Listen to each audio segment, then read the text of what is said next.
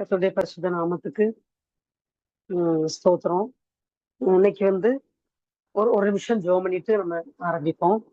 தகப்பனே உமக்கு நன்றி ராஜா. பரிசுத்தமுள்ள நல்ல தெய்வமே, இந்த நல்ல வேலையை எங்களுக்கு தந்ததற்காக உமக்கு நன்றி ராஜா.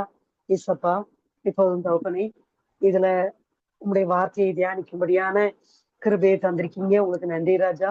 நீங்க பேசுங்கப்பா, நீங்க உங்க வார்த்தையை வெளிப்படுத்துங்கப்பா, நீங்க ஆலோசனை தந்து ஞானத்தை தந்து நடத்துங்க தகப்பனே.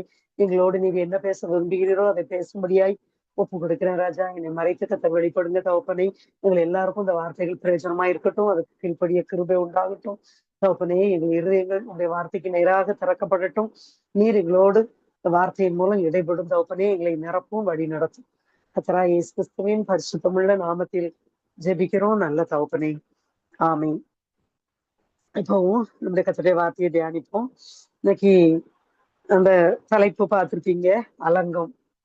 அலங்கம்னு இந்த தலைப்புல நம்ம தியானிக்க போறோம். அலங்கம்னா என்னன்னு நமக்கு தெரியும்.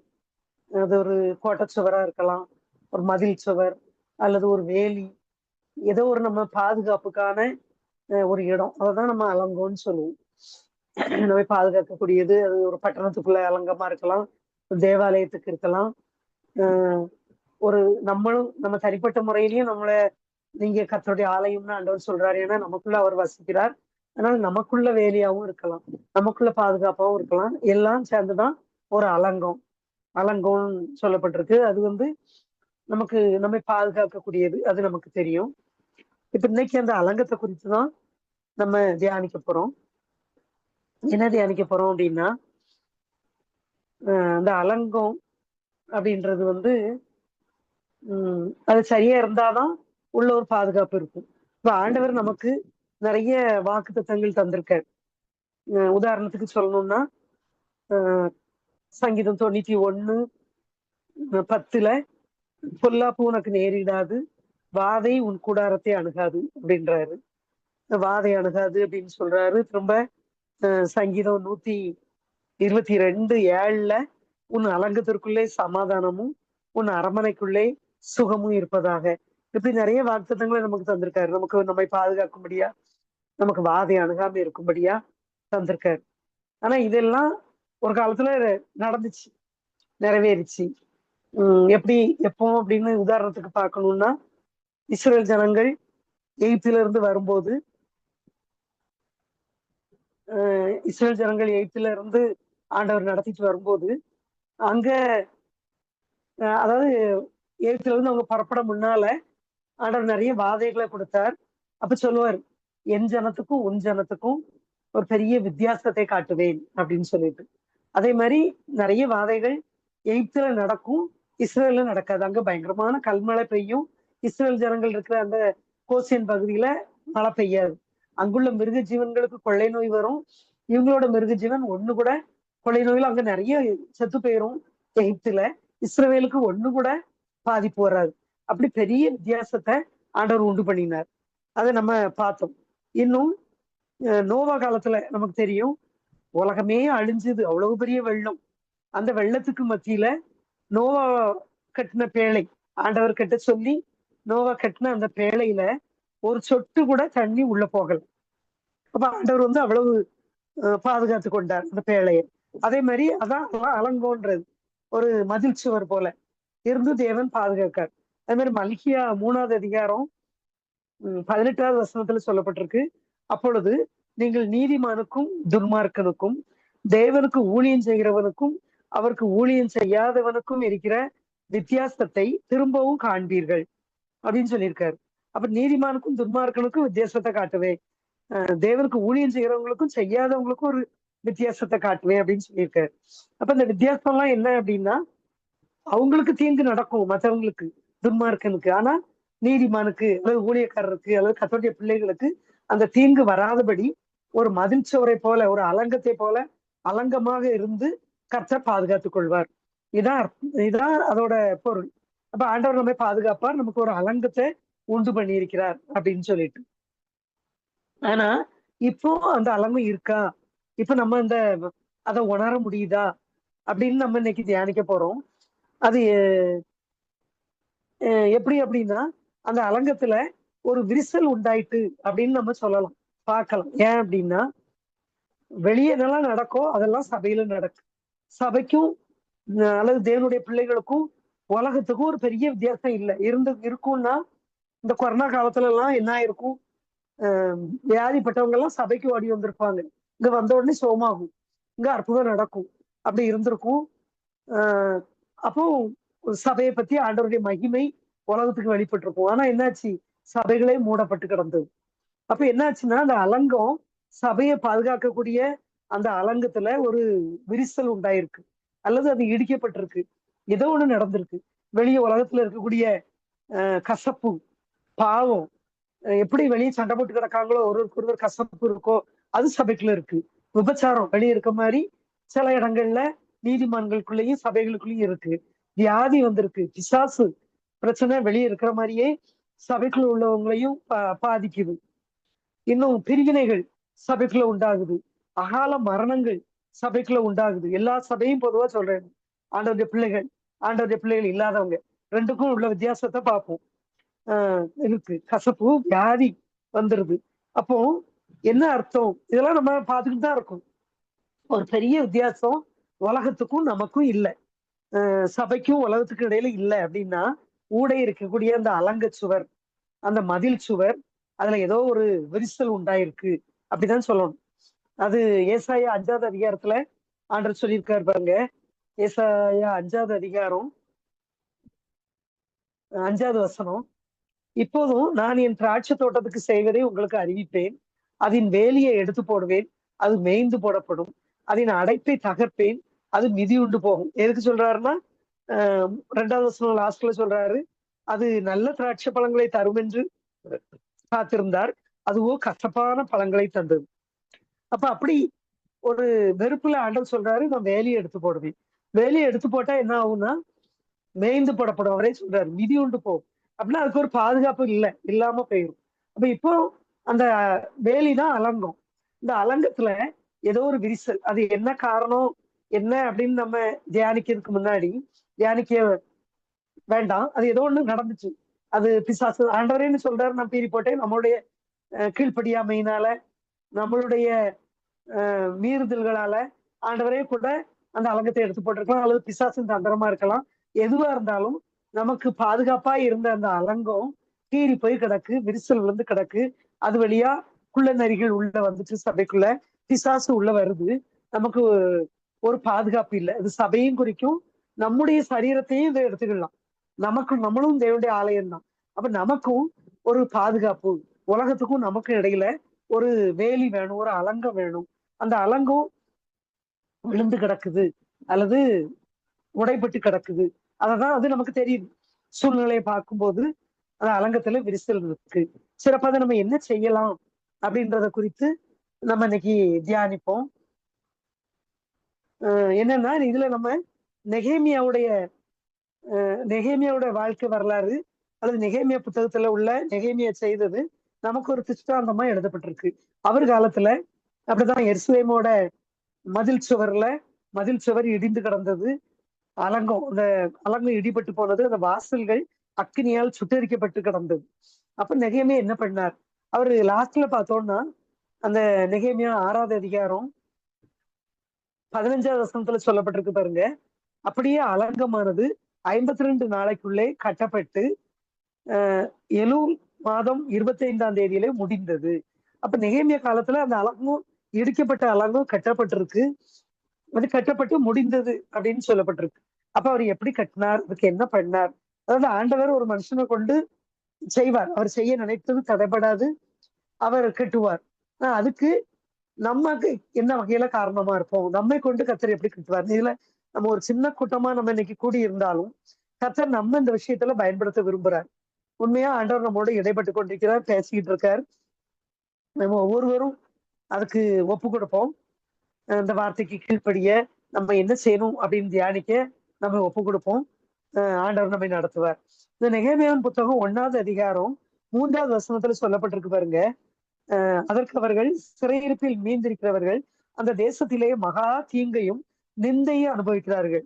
நெகேமியா வேற நாட்டுல அந்த சூசான் அரண்மனையில ராஜாவுக்கு வேலை பார்த்துக்கிட்டு இருக்காரு. ஒரு நல்ல ஒரு பதவி, ராஜாவுக்கு அடுத்தபடியா அதுல இருக்காரு. அப்போ எருசலேம்ல நடக்கிறத அவர் கேள்விப்படுறாரு. அங்க மீதமுள்ள ஜனம், நம்மளும் அப்படிதான் மீந்திருக்கிறவர்களா தான் இன்னைக்கு இருந்துகிட்டு இருக்கோம். அந்த மீந்திருக்கிறவர்களுக்கு மகா தீங்கு, நிந்தையை அனுபவிக்காங்க. எருசலேமின் அலங்கம் இடிபட்டதும் அதன் வாசல்கள் அக்கினியால் சுட்டெரிக்கப்பட்டதுமாய் கிடைக்கிறது அப்படின்னு என்றார்கள் அப்படின்னு இருக்கு. அப்படி நெகேமியாட்ட போய் தகவல் சொல்றாங்க. எருசலேம் இடிக்கப்பட்டுட்டு அப்படின்னு. உடனே அது அவங்களுடைய தேவாலயத்தோட அலங்கம் இடிபட்டு கிடக்குன்னு உடனே அடுத்த வசனத்துல, 4வது வசனத்துல அவரை பாருங்க. இந்த வார்த்தைகளை கேட்டபோது நான் உட்கார்ந்து அழுது சில நாளாய் துக்கித்து உபவாசித்து மஞ்சாடி பரலோகத்தின் தேவனை நோக்கி ஜெபித்தேன். எப்படி பாருங்க, அந்த நிந்தைய, அந்த தீங்க, அந்த அலங்கு இடிபட்டு கிடக்கிறத அவர் கேள்விப்பட்ட உடனே அவரு சரி அப்படியா, சரி நான் வேணா பணம் அனுப்புறேன் கட்டுங்க அப்படின்னு எங்கேயோ இருந்துகிட்டு அப்படி சொல்லல அவர். அவர் என்ன சொல்றாரு பாருங்க, உட்கார்ந்து அழுதாராம். உட்கார்ந்து அழுது, இந்த பாரம் நமக்கு வேணும். நம்ம முதலாவது அந்த பாரத்தை நம்ம எடுத்துக்கிட்டாதான் அதை அலங்க கட்டப்பட நம்ம அடுத்த ஸ்டெப் வைக்க முடியும், அடுத்து முயற்சி பண்ண முடியும். அப்ப நெகேமியா அழுது சில நாளாய் துக்கித்து, அவரு தான் பிரச்சனையெல்லாம் விட்டுட்டாரு, தான் அன்னப்படுத்தியே அவர் நினைக்கல. நமக்கு ஆலயத்தின் அலங்கு இடிபட்டு கிடக்குதே அப்படின்னு சொல்லி அதுக்காக அழுது துக்கித்து உபவாசித்து மஞ்சாடி பாருங்க. அப்படி கதறி அழுது ஆண்டவர் உபவாசம் இருந்து கேட்காரு, ஜெபம் பண்றாரு. இந்த பாரத்தை ஆண்டவர் நம்மகிட்ட எதிர்பார்க்கிறார். நம்ம கதையே பார்த்துக்கிட்டு இருக்காம அதை ஆண்டவர் பார்த்துக்கிடுவார். வசனம் சொல்லுது, முதலாவது தேவனுடைய ராஜ்யத்தையும் அவருடைய நீதியையும் தேடுங்கள், அப்படி இவைகள் எல்லாம் உங்களுக்கு கூட கொடுக்கப்படும். இப்ப நம்ம இந்த கடைசி நாட்கள்ல நம்ம செய்ய வேண்டியது, நம்முடைய சபைகளுக்காக, தேவனுடைய பிள்ளைகளுக்காக ஆண்டவர் நம்மளை கொண்டுதான் செய்வார். நெகேமியா வச்சுதான் அன்னைக்கு அலங்கத்தை கட்டினார். அத போல சபைகள் உள்ள அலங்கம் விழுந்து போய் கிடக்கு. சபைகள் அல்லது தேவனுடைய பிள்ளைகளுக்குரிய பாதுகாப்புக்கான வாக்கு தத்தங்கள் நிறைவேற முடியாதபடி எல்லாம் தீங்குக்குள்ள இருக்காங்க. சபைகள் தீங்குக்குள்ள இருக்கு. இதுக்காக திறப்பிலை நிற்கும்படியாய் நம்மை கத்த தெரிஞ்செடுத்திருக்காரு. நம்மகிட்ட ஆண்டவர் பேசிட்டு இருக்காரு. அப்ப இந்த நெகேமியாவுக்குள்ள பாரம் நமக்கு வரணும். இப்படி அவரை போல நம்மளும் உட்கார்ந்து ஆண்டவரை நோக்கி கண்ணீரோட ஜெபிக்கக்கூடிய அந்த பாரம் வேணும். அவர் பாருங்க, இந்த 1வது அதிகாரம் 6வது வசனத்துல சொல்லப்பட்டிருக்கு. அவர் எப்படி ஜெபிக்காரு, உமது அடியாராகி இஸ்ரேல் புத்திரருக்காக இன்று இரவும் பகலும் உமக்கு முன்பாக மஞ்சாடி. ராவும் பகலும் உட்கார்ந்து மஞ்சாடுறாரு பாருங்க. எப்படி திறப்பில் இருக்கு. நம்ம ஆண்டவருடைய பிள்ளைகள் இருக்கோம். பிள்ளைகள் நம்ம ஆண்டவர் தேர்ந்தெடுத்து வச்சிருக்காரு, நம்மை குறித்து நோக்கம் வச்சிருக்காரு.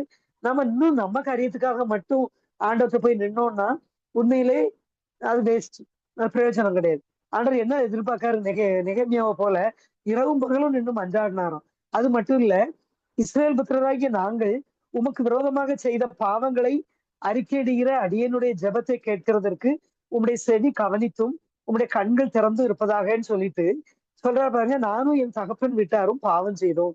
இது யாரை குறித்து சொல்றாரு? அந்த இஸ்ரேல் ஜனங்கள் எல்லாருக்காகவும் என் தகப்பன் வீட்டார். பாருங்க, இது நம்மளை குறித்து நம்ம சொல்லணும்னா நம்ம ஆண்டவருடைய பிள்ளைகள் எல்லாரையும் நம்ம என்ன பண்ணிட்டு இருக்கோம், நிறைய பேரு ஒருவர் குறை சொல்லிக்கிட்டு இருக்கோம் சபைக்குள்ளேயே. அவளை பாரு, இவளை பாரு, அவ அப்படி செய்தா, இவ அப்படி செய்தா. ஆனா நெகேமியா என்ன செய்தாரு, அடுத்தவங்க நம்ம கர்த்தருடைய பிள்ளைகளாகிய தேவனுடைய சபையில உள்ளவங்களுடைய குற்றங்களை தான் செய்ததா அறிக்கையிடுறாரு. இப்படி ஒரு மனம் நமக்கு வேணும். எவ்வளவு ஒரு அர்ப்பணிப்பு பாருங்க. இதை ஆண்டவர் எதிர்பார்க்கிறார். அவரு நாங்க பாவம் செய்தோம், எல்லாரும் செய்த பாவத்தையும் தான் மேல சுமத்துறாரு.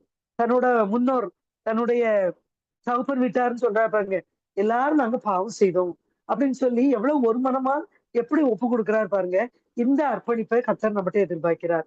நம்ம ஒரு குறை சொல்லாம, சபையார் எல்லாருடைய பாவங்களையும் புறம் பேசாம, அவங்க அப்படி செய்தாங்க, இவங்க இப்படி செய்தாங்கன்னு சொல்லாம, நான் செய்தேன் ஆண்டவரே, நாங்க பாவம் செய்தோம்ப்பா அப்படின்னு சொல்லி தன்மேல் அவ்வளவு பாவத்தையும் சுமத்தி தான் மன்னிப்பு கேட்கிறார் நான் அப்படின்னு சொல்லி. இந்த அர்ப்பணிப்பை ஆண்டவர் நம்மகிட்ட எதிர்பார்க்கிறார். எவ்வளவு ஆச்சரியமா சொல்றாரு பாருங்க. நாங்க செய்தோம்ப்பா, நாங்க பாவம் செய்தோம், எங்களை மன்னிங்க அப்படின்னு சொல்லி ஜெபிக்கிறாரு ஆண்டவருக்கு. அப்புறம் எப்படிப்பட்ட ஜெப வீரர்களை, இப்படி ஜெபிக்கிறவங்களதான் ஆண்டவர் தேடுறாரு. இப்ப இன்னும் பாருங்க, இந்த இரவும் பகலும் ஜெபிச்சார். அதே மாதிரி தானியலை பத்தி நம்ம வாசிக்கிறோம். அவரை ஜெபம் பண்ணா தண்டனைன்னு சொல்லி கட்டளை வந்ததுக்கு அப்புறமும் 3 வேளை ஜெபித்தார். அப்படி இந்த ஜபித்தவங்க எல்லாம் யாருன்னு பார்த்தோம்னா இந்த தானியேல், இந்த நெகேமியா எல்லாம் அவங்க எல்லாம் இந்த கவர்னர் உத்தியோகத்துல இருந்தாங்க. அரசு ராஜாவுக்கு அடுத்தபடியா கவர்னர்கள். அப்போ அவங்களுக்கு எவ்வளவு வேலைகள் இருந்திருக்கும். ஒருவேளை நம்ம இன்னைக்கு சொல்லலாம், ஜெபம் பண்ண எனக்கு நேரமே இல்லை, எனக்கு நிறைய வேலை இருக்கு அப்படின்னு. அந்த கவர்னர் வேலை பார்த்தவங்க இரவும் பகலும் அந்த வேலைகளுக்கு வேலையை விட்டுட்டு அவங்க பண்ண முடியாது. ஏன்னா அது ராஜாவுக்குடைய வேலை. அதுல அவங்க சாக்கு போக்கு சொல்ல முடியாது, வேலையை விட முடியாது. அந்த வேலைகளுக்கு மத்தியில வேலையை முடிச்சுட்டு திறப்பிலே நின்னாங்க. இரவும் பகலும் ஜெபிச்சார் நெகேமியா. தானியேல் 3 வேளை ஜெபிச்சார். நம்ம எப்படி ஜெபம் பண்ணிட்டு இருக்கோம் இன்னைக்கு? நம்ம வேலை இருக்குன்னு சொன்னோம்னா அவங்கள விட நமக்கு பெரிய வேலையா? அந்த கவர்னர் வேலை பார்த்தவங்க கூட அவங்க நேரம் ஒதுக்கி இப்படி ஜெபிச்சாங்க. அப்ப நம்ம திறப்பிலே நிக்கிறதுக்கு ஆண்டவர் நம்ம தேர்ந்தெடுத்திருக்கிறார். நம்ம என்ன பண்ணிட்டு இருக்கோம்? நம்ம மட்டும் பரலோகத்துக்கு போனா போதாது. நமக்கு அதுவும் ஒரு தகுதி, மற்றவர்களுக்காக ஜெபிக்கிறது. ஏன்னா ஆண்டவர் நிறைய இடங்கள்ல வேதத்துல சொல்லியிருக்கார், திறப்பிலே நிக்கணும், மற்றவங்களுக்காக ஜெபிக்கணும், மற்றவங்களுக்காக உத்தரவாதம் பண்ணணும், அவங்க நரகத்துக்கு போக நம்ம விடக்கூடாது, அப்படியெல்லாம் ஆண்டவர் சொல்லியிருக்காரு. அப்ப அந்த ஜெபத்துல நம்ம உறுதியா இருக்கணும். அவரை போல நம்ம ஜெபிக்கணும். ஒரு ஒரு அம்மா பத்தி கேள்விப்பட்டேன். ஒரு ஜான் வெஸ்லின்னு ஒரு அம்மா. அவங்களுக்கு 19 பிள்ளைகளாம். அந்த 19 பிள்ளைகளுக்கும் ஒவ்வொருவருக்கும் 1/2 மணி நேரம் கூப்பிட்டு வச்சு ஜெபம் பண்ணுவாங்க. அப்ப பாருங்க, 19ன்னா 19 அரை 9:30 மணி நேரம் அதுக்கு மட்டும் ஜெபம் பண்ணியிருக்காங்க. இப்படி அதிகமா நம்ம ஜெபிக்கணும்னு நினைச்சா போதும், அந்த ஜெப ஆவிய ஆண்டவரே ஊற்றுங்கன்னு கேட்டா போதும், ஆண்டவர் நம்மை ஜெபிக்க வைப்பார். மணிக்கணக்காக ஜெபிக்கக்கூடிய அனுபவத்தை கர்த்தர் நமக்கு தருவார். அடுத்து பாருங்க, நெகேமியா 2வது அதிகாரம் 3வது வசனத்துல சொல்றார் ராஜா பார்த்து சொல்றாரு, என் பிதாக்களின் கல்லறைகள் இருக்கும் ஸ்தலமாகிய நகரம் பாழானதும் அதன் வாசல்கள் அக்கினியால் சுட்டரிக்கப்பட்டதுமாய் கிடக்கும்போது நான் துக்க முகத்தோடு இராது இருப்பது எப்படி அப்படிங்க. ஆமா, என் தகப்பனுடைய கல்லறைகள் இருக்க அந்த பூமி இப்படி இருக்கு இடிக்கப்பட்டு, நான் எப்படி சந்தோஷமா இருக்க முடியும் அப்படின்னு. அப்ப எவ்வளவு பாரம் பாருங்க அவருக்கு அந்த ஆலயத்தின் மேல, தகப்பனோட இடத்து மேல. ஆனா அங்க பாருங்க, என் பிதாக்களின் கல்லறைகள் இருக்கும் ஸ்தலம்னு சொல்றாரு. ஆனா நாமும் அந்த கல்லறையில இருந்து உயிர் தெழுந்த இயேசு தங்குற ஆலயம். அப்ப நம்ம எவ்வளவு மகிமையான ஆலயம் அது. அதை நம்ம எப்படி விட முடியும்? அந்த கல்லறைகள் இருந்த பூமிக்காகவே அவர் அவ்வளவு துக்கம் கொண்டாடி ராஜாட்ட போய் பேசுறாரு, ஆண்டவர்கிட்ட ஜெபிக்காரு. அந்த கல்லறையில இருந்து வெளிவந்த இயேசு வாழும் ஆலயமாகி நம்முடைய சரீரங்கள், அந்த இயேசு இருக்கிற திருச்சபைகள், அது அலங்கி இடிஞ்சு கிடக்கும்போது நம்ம எவ்வளவு பாரப்படணும், அதுக்காக எவ்வளவு திறப்பில நிக்கணும். நம்ம இந்த பாரத்தை ஆண்டவர் நம்ம ஒவ்வொருடைய இருதயத்திலும் இன்னைக்கு ஊற்றுவாராக. அப்புறம் அந்த 2வது அதிகாரம் 5வது வசனத்துல சொல்லியிருக்கு, உமது சமூகத்தில் தயை கிடைத்ததானால், ராஜாட்ட சொல்றாரு நெகேமியா, என் பிதாக்களின் கல்லறைகள் இருக்கும் பட்டணத்தை கட்டும்படி நீர் என்னை அனுப்பும் அப்படின்றாரு. அப்ப நம்மளும் பாருங்க, தேவனுடைய ராஜ்யத்தை கட்டுறதுக்காக தான் ஆண்டவர் நம்மை தெரிந்து கொண்டிருக்கிறார், நம்ம குறித்து நோக்கம் வச்சிருக்காரு. ஒரு பெரிய நோக்கம் நம்மளை குறித்து இருக்கிறது. நம்ம ஆண்டவருக்கு காத்திருக்கும் போது, ஆண்டவர் பாத்துல ஜெபிக்கும் போதுதான் அது நமக்கு தெரியும். நம்ம நிர்விசாரமா ஏதோ விட்டுட்டு உலக காரியம் அப்படின்னு சொல்லி உலகத்துக்கு பின்னால அலைஞ்சுக்கிட்டு இருந்தோம்னா அந்த அந்த வெளிப்பாடு நமக்கு கிடைக்காது. ஆண்டவர் பிரசவத்துக்குள்ள இருக்க இருக்க ஆண்டவர் அவர் சொல்றாரு, அவர் தமது தயவுள்ள சித்தத்தின்படி விருப்பங்களையும் செய்கைகளையும் நமக்கு உண்டாக்குகிறவர். அப்ப அவருக்கு காத்திருக்கும் போது நம்ம விருப்பமே அவர் சித்தத்தின்படி மாறும், அப்படி மாற்றுவார். அப்ப நம்ம குறித்து அவர் வைத்திருக்கிற திட்டங்களை நம்ம நிறைவேற்ற அவர் நம்ம பயன்படுத்துவார், நமக்கு சொல்லி தருவார். அப்போ நம்ம அவருடைய ராஜ்யத்தை கட்டுவதற்கு நம்மளை தேர்ந்தெடுத்திருக்கிறார். அன்னைக்கு நெகேமியா அந்த மதுளை கட்ட போனது போல நாமும் சரிந்து போயிருக்கிற நம்ம சபைக்கான அலங்கத்தை கட்டணும். அதன் அந்த அலங்கத்தை கட்டணும். அதை தேவனுடைய அதன் மூலம் தேவனுடைய ராஜ்யத்தை நம்ம கட்டணும். அது அந்த வேலையை ஆண்டவர் இன்னைக்கு நமக்கு நினைவுபடுத்துகிறார். அந்த சபையின் அலங்கம், அந்த மதிலை உயிர்ப்பிக்கணும், எடுப்பிக்கணும், திரும்ப அந்த வாசலை, இதெல்லாம் எதாலன்னா நம்முடைய ஜெபத்தாலையும் நம்முடைய ஊழியத்தாலையும் நம்ம கட்டணும் அப்படின்னு சொல்லி இன்னைக்கு நம்ம முடிவெடுப்போம். நம்ம இரவும் பகலும் அந்த நெகேமியாவை போல ஒரு ஜெப பாரத்தை தாங்கப்பா, ஒரு ஜெப ஆவியை ஊச்சுங்கப்பா அப்படின்னு சொல்லி ஆண்டவர்கிட்ட கேட்டு ஜெபம் பண்ணி இன்னும் ஆத்மாக்களை கொண்டு நம்ம முன்மாதிரியா இருந்து சபைக்கு முதலாவது நம்ம முன்மாதிரியா இருக்கணும். நம்ம பார்த்து மற்றவங்க மாறணும். அப்படி ஒரு அர்ப்பணிப்பின் வாழ்க்கையினால, ஒரு ஒழுங்கு ஆண்டவர்களை இருக்கதான் நமக்கு அந்த வாழ்க்கை கிடைக்கும். நம்மளும் அந்த பரிசுத்தமா வாழ முடியும். இவ்வளவு திட்டு இன்னைக்கு எங்க சபையில நடந்துச்சு. ஒரு பையன் ரட்சிக்கப்பட்டு, பையன்னா 30, 32 வயசு இருக்கும். ரட்சிக்கப்பட்டு இப்ப சில வருஷங்களா வந்துகிட்டு இருக்காரு. அவரை பார்த்து இன்னைக்கு புதுசா ஒரு ஆள் புதுசா தற்செயலா வந்திருக்காரு. நான் போய் கூப்பிட்டேன், வந்துட்டாரு. அவரு அந்த முதல்ல வந்து ஆளை பார்த்து சொல்றாரு சாட்சி. என் கூட தான் இவன் இருந்தான். நாங்க எல்லாரும் ஒண்ணா அலைவோம், சண்டை போட்டுக்கிட்டு இருப்போம், நிறைய பிரச்சனை பண்ணுவோம். அன்னைக்கு ஒரு நாள் பார்த்தேன், இவரை பத்தி இன்னொருத்தர் ஏசுறாரு, ஆனா தலையை கவுந்துக்கிட்டு போறாரு. ஆச்சரியமா இருந்தது எனக்கு அப்படின்னு. அப்படி நம்மள ஒரு மாற்று ஆண்டவருக்குள்ள வரப்போய் ஒரு மாறி இருக்காரு அப்படின்னு சொல்லி வெளியுள்ள ஒரு ஆளு சொல்றதை இன்னைக்கு அதால கேட்டேன். அதே போல நம்ம ஒரு சாட்சி உள்ள வாழ்க்கை வாழணும். நம்மை பார்த்து நம்ம சபையார், நான் யாருக்கும் புதுசா வர்றவங்க எல்லாரும் மாற்றப்படணும். அப்படி நம்ம அர்ப்பணிப்போம். அடுத்தது வந்து அந்த நெகேமியா 2:18 வசனம் சொல்லுது பாருங்க. என் தேவனுடைய கரம் என் மேல் நன்மையாக இருக்கிறதையும் ராஜா என்னோடு சொன்ன வார்த்தைகளையும் அவர்களுக்கு அறிவித்தேன். அவர் சொல்றாரு, எழுந்து கட்டுவோம் வாருங்கள். 17வது வசனத்துல இருக்கு. ஜனங்களை பார்த்து பேசுறாரு நெகேமியா. எருசலேம் பாழாயிருக்கு, அதன் வாசல்கள் அக்கினியால சுத்தரிக்கப்பட்டு கிடக்கிறது. நாம் இருக்கிற சிறுமையை பாக்கீங்களே, அந்த சிறுமை உண்மையிலே அதை நம்ம நினைவு கூறணும். பாக்கீங்களே, நம்ம இனி நிந்தைக்குள்ளாயிராதபடி எருசலேமின் அலங்கத்தை கட்டுவோம் வாருங்கள் அப்படின்னு சொன்ன உடனே அவங்க எல்லாம் என்ன பண்றாங்கன்னா, சரின்னு சொல்லி எழுந்து கட்டுவோம் வாருங்கள் என்று சொல்லி அந்த நல்ல வேலைக்கு தங்கள் கைகளை திடப்படுத்தினார்கள். அது ஒரு நல்ல வேலை. இன்னைக்கு நம்மளை பார்த்து ஆண்டவர் சொல்றாரு, அந்த நல்ல வேலைக்கு நம்ம கைகளை திடப்படுத்தணும். அது என்ன வேலை? சபையை சபைக்கு பாதுகாப்பை உண்டு, ஜெபத்தால் உண்டு பண்ணும் நல்ல வேலை. நம்முடைய சபைகளை ஜெபத்தால நம்ம பாதுகாக்கணும். நம்முடைய ஜெபத்தால அந்த வேலை செய்ய நம்முடைய முழங்கால்கள் பலன் அடையட்டும், நம்ம கைகள் திறன் அடையட்டும். இன்னைக்கு நம்ம ஒப்பு கொடுப்போம். உண்மையிலேயே அதெல்லாம் நம்ம செய்யும்போது நம்ம காரியத்தை ஆண்டவர் பார்த்துக்கிடுவார். அந்த ஜெப ஊழியத்தை கர்த்தர் நம்ம இடத்துல எதிர்பார்க்கிறார். இன்னைக்கு இந்த கடைசி நாட்கள் ஆயிட்டு இன்னைக்கு நம்ம ஒப்பு கொடுப்போம். ஆண்டவரே, அந்த உங்க வாக்கு தத்துவம் எங்க சபையில நிறைவேறணும். அந்த இடிந்து போய் கிடக்க அலங்கம் மீண்டும் கட்டப்படணும். நாங்க புதுப்பிக்கப்படணும், எங்க சபைகள் புதுப்பிக்கப்படணும் அப்படின்னு சொல்லி நம்ம ஜெபம் பண்ணுவோம். அந்த வாதை உன் கூடாரத்தை அணுகாதுன்னு சொன்னீங்களே, அந்த வார்த்தை நிறைவேறணும். சபைக்கும் உலகத்துக்கும் ஒரு வித்தியாசம் உண்டாகணும். பாவமோ சாபமோ வியாதியோ அகால மரணமோ அந்த கசப்போ அந்த எதுவுமே சபைக்குள்ள வரக்கூடாது. பிரிவினைகளோ எதுவும் சபைக்குள்ள வர வேண்டாம்ப்பா, அந்த அலங்கம் உண்டு பண்ணணும் அப்படின்னு சொல்லி நீங்க தான் எங்க சபையை பாதுகாக்கணும், எங்களை பாதுகாக்கணும், நம்ம சரீரமும் ஒரு சபை தான், அதை பாதுகாக்கணும் அப்படின்னு சொல்லி நம்ம ஜெபம் பண்ணி அந்த அலங்கத்தில் உள்ள விரிசல்கள் அதை நம்ம அடையாளம் கண்டு அதை அடைக்கணும். ஆண்டவருக்கு சொல்லணும், ஆண்டவரே எங்கெங்க அடையாளம் இருக்கோ அதை அடங்கப்பா, பிசாசு உள்ள வரக்கூடாது, சத்ரு நுழையிற வழிகள் எல்லாம் அடையாளம் கண்டு அதை தடுத்து நிறுத்துங்கப்பான்னு சொல்லி நம்ம திறப்புல நிற்கும் போது ஆண்டவர் நிச்சயமா ஒரு பாதுகாப்பை சபைகளுக்கு உண்டு பண்ணுவார், நம்ம சரீரங்களுக்கு உண்டு பண்ணுவார். நீதிமானுக்கும் துன்மார்க்கனும் வித்தியாசத்தை காட்டுவேன்னு சொன்ன வார்த்தைய நமக்கு நிறைவேற்றுவார். நமக்கும் மற்றவங்களுக்கும் இடையில உள்ள ஒரு வித்தியாசம் உண்டாகும். நம்ம ஆசீர்வதிக்கப்படுவோம். நமக்குன்னு நிறைய கர்த்தருடைய பிள்ளைகளுக்குன்னு அவர் எழுதி வைத்திருக்கிற வாக்கு தத்தங்கள் எல்லாம் நம்முடைய வாழ்க்கையில ஆமேன் என்றும் நிறைவேறும்.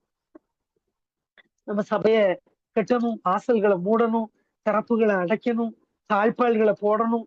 சபை ஒரு பாதுகாப்பான கோட்டையாக இருக்கும். சத்துரு உள்புகுதல் இருக்கக்கூடாது. சத்துரு உள்புக முடியாதபடி அந்த தாழ்பால்களை நம்ம போடணும், சீர்படுத்தணும். நம்ம கோணலானவைகள் எல்லாம் நம்ம கேட்கணும். நம்ம வந்து உட்கார்ந்து அதுக்குன்னு ஒரு குறிப்பிட்ட நேரத்தை நம்ம ஒதுக்கி ஆண்டவர் நடத்துவார் நம்மள அந்த ஜெபத்துல. ஏசப்பா, அப்படி ஒரு பாதுகாப்பான ஒரு சபையை வச்சு அதுல உங்க மகிமை வெளிப்படணும், அதை பார்த்து ஜாதிகள் ஓடி வரணும். கடைசி காலத்துல சபைகள் பரிசுத்தமா சாட்சியா வாழ்ந்தாதான் மற்ற ஜனங்கள் சபையை நோக்கி வருவாங்க. சபை வந்து ஒரு மலை மேல் உள்ள பட்டணமாய் விளங்கணும், ஒளி வீசணும், அந்த வெளிச்சத்தை பார்த்து ஜாதிகள் ஓடி வரணும். ஆனா சபைகளுக்குள்ள உலகம் உள்புகுந்து விட்டது, சத்ரு உள்புகுந்து விட்டான். இதுக்காக நம்ம எவ்வளவு பாரப்படணும் பாருங்க.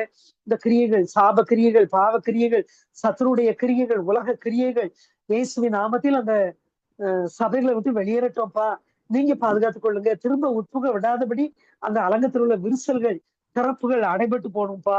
நீங்க அந்த வாசல்கள் சுட்டரிக்கப்பட்ட அந்த வாசல்களை கட்டி தரணும்ப்பா. அந்த கதவுகளை வைக்கணும், அந்த தாழ்பாள்களை நீங்க உறுதிப்படுத்தணும் அப்படின்னு சொல்லி நம்ம ஆண்டவர்கிட்ட கேட்கும் போது ஆண்டவர் செய்வாரு. பிசாசு உள்ள நுழைய முடியாது.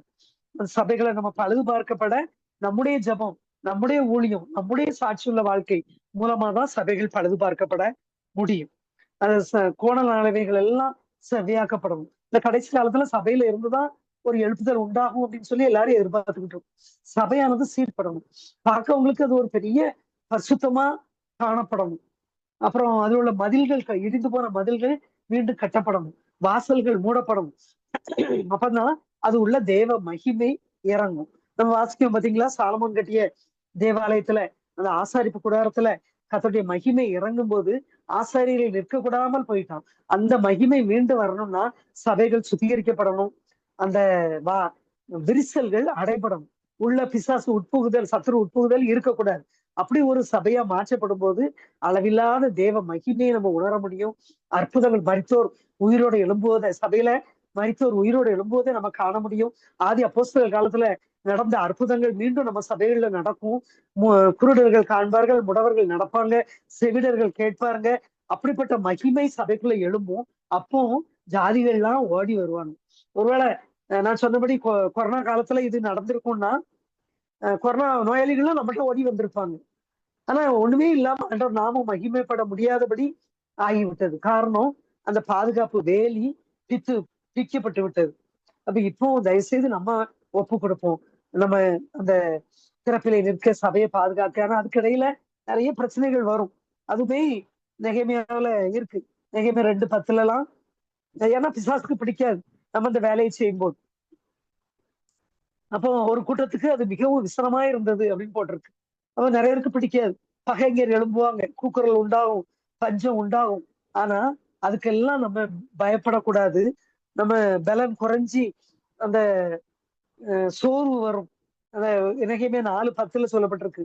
அவன் பலன் குறைஞ்சு போச்சு, சோர்வு வந்தது, அதெல்லாம் கூட வரலாம். ஆனா நம்ம என்னை பலப்படுத்துகிற கிறிஸ்துவினால் எல்லாத்தையும் செய்ய எனக்கு பலன் உண்டு அப்படின்ற வார்த்தையின்படி நம்மளை பலப்படுத்தி கடைசியில் நெகேமியா அவங்க கூட சேர்ந்தவங்க என்ன பண்ணாங்க, ஒரு கையில ஆயுதத்தை எடுத்துக்கிட்டு ஒரு கையில வேலையை செய்தாங்க. அதே போல நம்ம ஒரு கையில ஜெபம், ஒரு பக்கம் நம்ம ஜெபிக்கும் போது நம்ம இருக்க வேண்டிய இடத்துல இருந்தோம்னா பிசாசு நம்மகிட்ட வர முடியாது. அதனால நம்ம ஜெபித்து ஆண்டவர் கையில இருக்கும்போது இருந்துகிட்டு ஊழியத்தையும் செய்யணும், சாட்சியுள்ள வாழ்க்கை வாழணும், மற்றவர்களை ஆதாயப்படுத்தணும்.